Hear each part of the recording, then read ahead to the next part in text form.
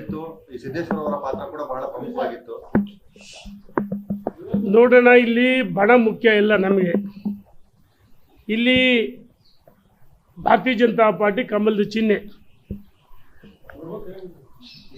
ಕೆಲವು ಮಾಧ್ಯಮಗಳಲ್ಲಿ ವರದಿ ಆಗ್ತದೆ, ಅವ್ರ ಗುಂಪಿಗೆ ಜಯ, ಇವ್ರ ಗುಂಪಿಗೆ ಜಯ, ಒಂದು ಗುಂಪಿಗೆ ಜಯ, ಇನ್ನೊಂದು ಗುಂಪಿಗೆ ಅಸಮಾಧಾನ ಅಂತ ಹೇಳ್ತಾರೆ. ಇಲ್ಲಿ ಭಾರತೀಯ ಜನತಾ ಪಾರ್ಟಿ ಚಿಹ್ನೆ ಕಮಲ ನಮಗೆ. ಇಲ್ಲಿ ಯಾವ ಗುಂಪು ಇಲ್ಲ, ಬಣನೂ ಇಲ್ಲ, ನಾವೆಲ್ಲ ಭಾರತೀಯ ಜನತಾ ಪಾರ್ಟಿ ಕಮಲ ಚಿಹ್ನೆ. ಇಲ್ಲಿ ಕೆಲವು ಮಾಧ್ಯಮಗಳಲ್ಲಿ ಅವ್ರ ಗುಂಪಿ ಜಯ, ಇವ್ರ ಗುಂಪಿಗೆ, ಅವ್ರ ಗುಂಪಿ ಸಿಹಿ, ಇವ್ರ ಗುಂಪಿ ಕೈ ಅಂತ ಮಾಧ್ಯಮದಲ್ಲಿ ವರದಿ ಆಗ್ತದೆ. ಇಲ್ಲಿ ವ್ಯಕ್ತಿ ಮುಖ್ಯ ಅಲ್ಲ, ಪಕ್ಷ ಮುಖ್ಯ. ಹಾಗಾಗಿ ಇಲ್ಲಿ ಸಿಹಿ ಕಹಿ ಯಾವುದು ಮುಖ್ಯ ಅಲ್ಲ. ನಾವು ಕಹಿಯನ್ನು, ವಿಷವನ್ನು ಕೊಟ್ಟರೆ ರಸವನ್ನಾಗಿ ಮಾಡಿಕೊಡ್ತಕ್ಕಂಥ ಶಕ್ತಿ ಭಾರತೀಯ ಜನತಾ ಪಾರ್ಟಿ ಕಾರ್ಯಕರ್ತರಿಗಿದೆ. ಭಾರತೀಯ ಜನತಾ ಪಾರ್ಟಿ ಕಾರ್ಯಕರ್ತರಿಗೆ ಸಮಾಧಾನ ಇದೆ. ಮೊನ್ನೆ ವಿಶೇಷವಾಗಿ 13ನೇ ತಾರೀಕು 14ನೇ ತಾರೀಕು 5 ಜನ ಅಜಯ್ ಕುಮಾರ್, ಯಶವಂತರಾವ್ ಜಾಧವ್, ಶ್ರೀನಿವಾಸ್ ದಾಸ್ಕರಿಯಪ್ಪ, ದೇವ್ರಮನೆ ಶಿವಕುಮಾರ್ ಒಳಗೊಂಡಂತೆ ರಾಜನಹಳ್ಳಿ ಶಿವಕುಮಾರ್ ಮತ್ತು ಜಯಮ್ಮ, OBC ಸತೀಶು ಎಲ್ಲ ಸೇರಿ 8 ಜನ, ಕೃಷ್ಣಮೂರ್ತಿ ಪವರ್, 8 ಜನ ಆಕಾಂಕ್ಷಿಗಳು ಒಟ್ಟಾಗಿ ಒಂದಾಗಿ ಕೆಲಸ ಮಾಡಬೇಕು, ಯಾರಿಗೆ ಸಿಕ್ಕು ಅಂತೇಳಿ ಅಲ್ಲಿ ಗುಂಪು ಬರಲಿಲ್ಲ. ಭಾರತೀಯ ಜನತಾ ಪಾರ್ಟಿ ದುಡಿದಂಥ ಕಾರ್ಯಕರ್ತರು 8 ಜನ ಇದ್ದೀವಿ, 8 ಜನರಿಗೆ ಯಾರಿಗೆ ಕೊಡಲಿ ಅಂತೇಳಿ 5 ಜನ ಅಜಯ್ ಕುಮಾರ್, ಯಶವಂತರಾವ್ ಜಾಧವ್,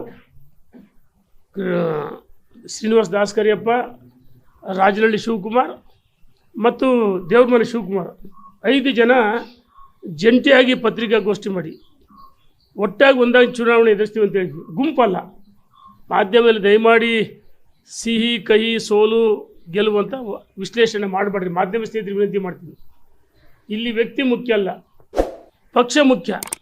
ಹಾಗಾಗಿ ಭಾರತೀಯ ಜನತಾ ಪಾರ್ಟಿ ಇಲ್ಲಿ ಗುಂಪಿಲ್ಲ, ಕಮಲದ ಚಿಹ್ನೆ ನಮ್ಮ ಅಭ್ಯರ್ಥಿ. ನಾವು ಒಟ್ಟಾಗಿ ಒಂದಾಗಿ ಬಾಗಲಕೋಟೆ ಮತ್ತು ದಾವಣಗೆರೆ ದಕ್ಷಿಣದಲ್ಲಿ ನಮ್ಮ ಅಭ್ಯರ್ಥಿಗಳನ್ನ 100% ಗೆಲ್ಲಿಸ್ತೀವಿ ಅಂತ ವಿಶ್ವಾಸ. ಎರಡೂ ಬಣಗಳಲ್ಲಿರುವಂತ ನಾಯಕರ ಇನ್ಫ್ಲೂಯೆನ್ಸ್ ಅನ್ನ, ಪವರ್ ಅನ್ನ ಕಡಿಮೆ ಮಾಡಿ ಹೊಸ ನಾಯಕರನ್ನ ಹುಟ್ಟಾಕ್ಬೇಕು ಅನ್ನೋ ಕಾರಣದಿಂದ ಮತ್ತೊಬ್ಬ ಅಭ್ಯರ್ಥಿಯನ್ನ ಆಯ್ಕೆ ಮಾಡಿದ್ದಾರ. ನೋಡೋಣ, ಇಲ್ಲಿ ಎರಡು ಬಣ ಇಲ್ಲ, ಯಾರ ಬಲನೂ ಇಲ್ಲ, ಶಕ್ತಿನೂ ಇಲ್ಲ, ಯಾರು ಶಕ್ತಿಹೀನರೂ ಅಲ್ಲ. ಪಕ್ಷ ಅಷ್ಟೇ ಇಲ್ಲಿ ಶಕ್ತಿ ನಮಗೆಲ್ಲರಿಗೂ. ಭಾರತೀಯ ಜನತಾ ಪಾರ್ಟಿ ನಮಗೆ ತಾಯಿ ಸಮಾನ.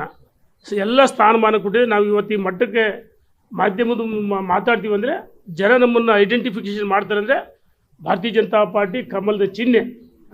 ಶಾಸಕರಾಗಿ, ಸಚಿವರಾಗಿ ನಮ್ಮದೇ ಆದ ಹೆಜ್ಜೆ ಗುರುತುಗಳು ಕೆಲಸ ಮಾಡಿದ್ವಿ. ಹಾಗಾಗಿ ಜನ ನಮ್ಮನ್ನು ಗುರುತಿಸ್ತಂದರೆ ಭಾರತೀಯ ಜನತಾ ಪಾರ್ಟಿ ತಾಯಿ ಸಮಾನ. ಇಲ್ಲಿ ಶಕ್ತಿ, ಬಲಾಢ್ರು ಅದಿಲ್ಲ. BJP ಒಂದೇ ಕಮಲ ಚಿಹ್ನೆ. ಇಲ್ಲಿ ಶ್ರೀನಿವಾಸ್ ಹೊಸಬಲ್ಲ, ಚುನಾವಣೆಗೆ ಸ್ಪರ್ಧೆ ಮಾಡಲಿ ಹೊಸ ಮುಖ ಅಂತ ಇರ್ಬೋದು. ಆದರೆ ಪಕ್ಷದ ಕಾರ್ಯಕರ್ತನಾಗಿ ಅವನು ಸಹ ಅವನದೇ ಆದ ಒಂದು ಕೊಡುಗೆ ಇದೆ.